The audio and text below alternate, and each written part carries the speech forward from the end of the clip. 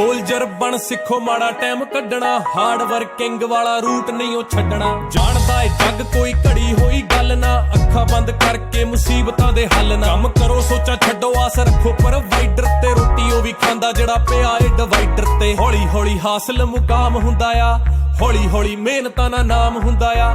ਪਹਿਲਾਂ ਪਹਿਲਾਂ ਹਰ ਬੰਦਾ ਆਮ ਹੁੰਦਾ ਆ, ਦੁਨੀਆਦਾਰੀ ਚੋਂ ਜੋ ਤਰਾਸ਼ ਬਣਦੇ, ਆਪਣੇ ਤੇ ਰੱਖ ਵਿਸ਼ਵਾਸ ਬਣਦੇ ਹੋਏ। ਆਮ ਜਿਹੇ ਮੁੰਡੇ ਵੀ ਨੇ ਖਾਸ ਬਣਦੇ, ਆਮ ਜਿਹੇ ਮੁੰਡੇ ਵੀ ਨੇ ਖਾਸ।